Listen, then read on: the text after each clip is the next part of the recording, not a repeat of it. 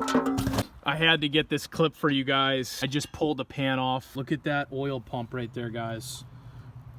Everything honestly looks brand new. I'm not gonna even touch it. Just wanted to show you guys the oil pump.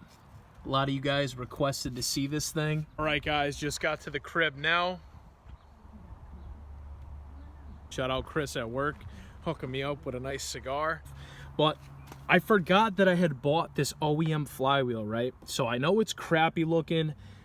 Don't get used to seeing it like this, because today, I'm currently heading to a machine shop over in East Hartford, and I'm gonna get this thing resurfaced. It's the OEM flywheel, so it'll save me some money, and I don't think it's been resurfaced before. So I think we'll be good to go, so I don't have to spend money on a flywheel. All right, guys, about to pull up right now. Northeast Auto Machine. You remember the rusty flywheel? Bam! Look at that. Those guys did an awesome job resurfacing this thing.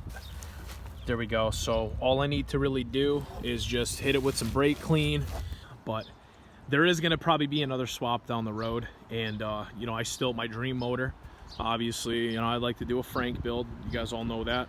So if I can get my hands on a nice 2006, 2007 K24a or a JDM K24a2, then I'll go into full detail with that thing, especially now that I have a machine shop that I can bring parts to and stuff. Here's a K21 F12 Honda K20Z3.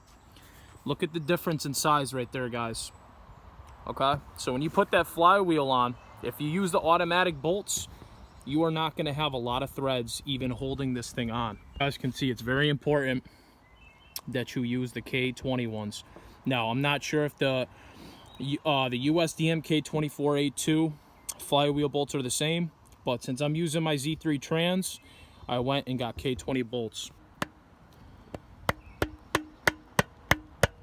When you guys put your flywheel on, get your bolts on, guys, torque them down, and then clean your flywheel off with brake cleaner. Make sure it is clean before you mount your new your clutch plate, your pressure plate, and your clutch disc on there. So I have to wait for tomorrow because my clutch is coming in tomorrow, so I just wanted to mount the flywheel and the pilot bushing in there for right now.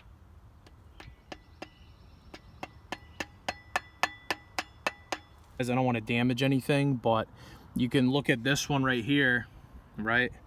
You can see how far it goes in, and then I was using my 20 as reference, kind of, because it's been a minute since I did this, so they're about in the same spots. All right, so I'm waiting for my clutch kit, so I'm putting my time to use here right now. I took out the old O2 sensor, which is right here. So this is the old one right here. You guys could see that black tip right there. It wasn't in bad condition, guys, probably like running a little rich, but yeah, we're about to put the new one in right now. There's already stuff on there, man. That's weird.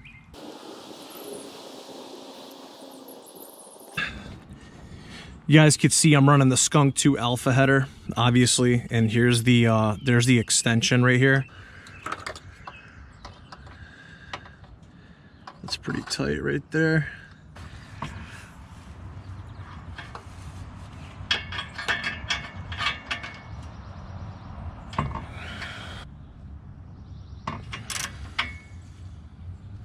All right, people, currently on the way to get some breakfast right now. I am so hungry, I can't even think. I'm just like out there looking at stuff. I'm like, okay, like waiting for the clutch. What do I need to do? Like this and that. So I'm heading to Mickey D's to get a nice coffee. And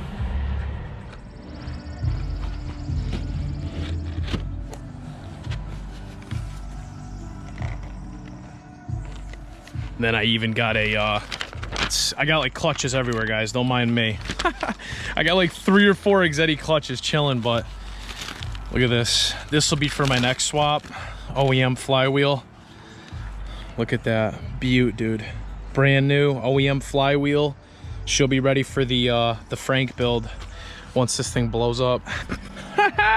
Seriously though, depending on how much I like this K24, if I run into any issues with this thing, I'm gonna get an 06 to 08 anyways, so I'm gonna have mad spare parts for next time, so everything's gonna go a lot quicker. But anyways, I gotta clean this thing down. Flywheel, spray with some brake cleaner. I got my flywheel bolts all torqued up, Loctite on them.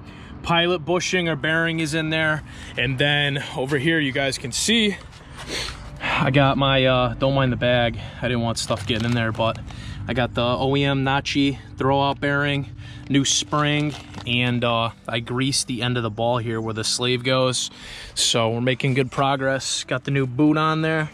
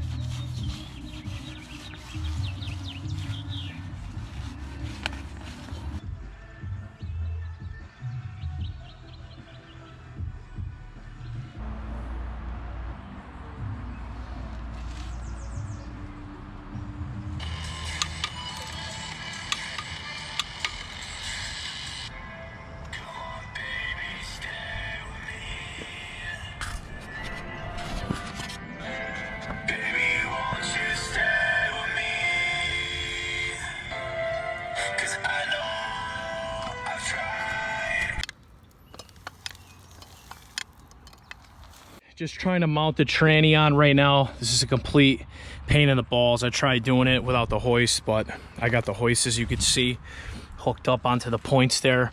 All I need to do now is just swing it. Before I was able to lift it, but I couldn't get it centered in the middle of the pilot bushing, so I don't want to bend anything or have this thing go on a weird angle. So let's try to get this thing locked on.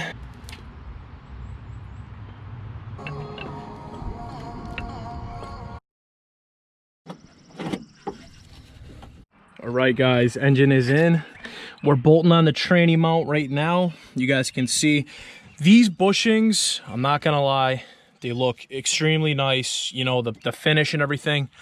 But since the polyurethane protrudes out past the solidified center here, you guys are gonna need a ton of grease. You're gonna need a sledgehammer. You're gonna need pry bars. Pop and I tried fitting this thing on yesterday. Measure first. He says measure first. He's fixing his Honda right here. Sight.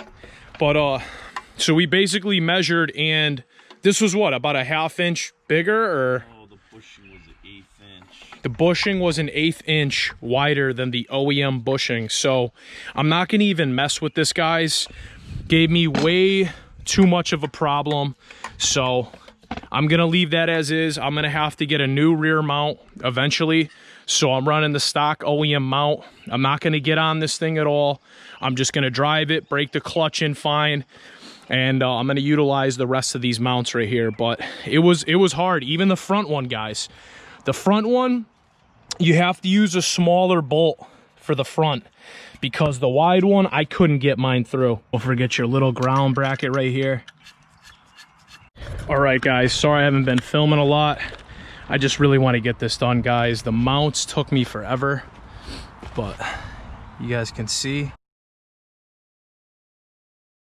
the 24 is in. Really haven't been filming, guys. I just want to get this done, and I had a really hard time with the mounts, guys. I suck with trying to mount up engine mounts, man. It gave me a hard time.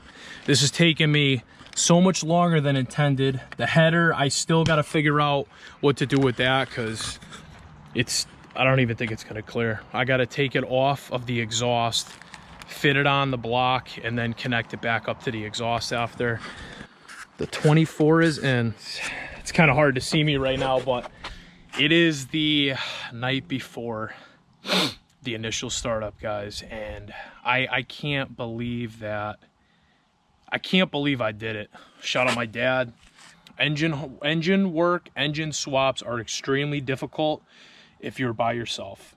Sometimes you need a hand, and I'll be honest with you guys, you know, my pops is a huge help with the motor mounts, just having somebody there to, you know, guide the motor in and jack the motor on one side while you're doing some other thing. Shout out to Billy for help taking the K20 out. Taking me longer than expected, but as you guys can see, the K24 is in. Look at that. Look at that deck height right there, guys. This thing sits so freaking tall, it's crazy. Hopefully we remember to add oil and tranny fluid right there. So I know a lot of people, you know, do the swaps and they forget the most simple things. So I want to make sure I'm on top of my game with that. When I hold the light super close, it's like waves.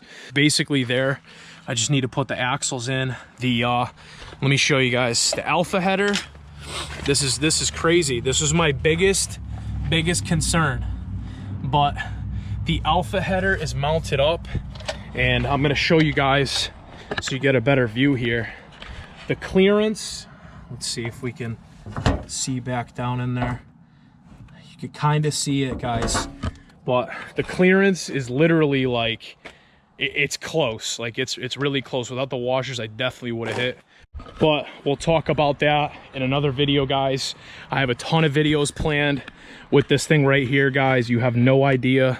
It's just hard to try to film and do the swap at once, but I gotta tell you, man, it took me forever to do this swap, guys. Forever. And even, you know, even though I know some stuff, I'm not gonna lie to you, I hit a lot of obstacles in this, and there was a lot of stuff I had to use the brain for, because you just hit a rock and you're like, dude, like, what the hell am I gonna do here? And like, I had to innovate. Shout out Innovative Mounts. One of the mounts, I basically needed a smaller bolt for that, and I'm just trying to think, like the motor mounts, a Hassport rear. I'm gonna run these Innovatives because I actually love them. They look sick, like the top mount right there, and then you could see the front. Can't really see it, but, and then the tranny mount is my ultimate favorite, guys. Anyways, I got to get back to wrenching, guys. I got to do a couple things, and tomorrow's the first startup. I'm gonna start it up with just header on right now. I gotta bolt the exhaust back on. It's gonna be kind of a pain, but I got the idler I'm gonna do tonight. I'll probably put in the radiator, add some coolant, put my K-tuned hoses in, and then what else? Battery, ECU, all that jazz. I still got to bleed the clutch, guys. I still have to adjust my CMC and put the slave cylinder on. I don't know if I showed you guys the slave, but running the OEM slave, my old hard line right there. Just got to do a few more things here and we'll be good to go for tomorrow, guys.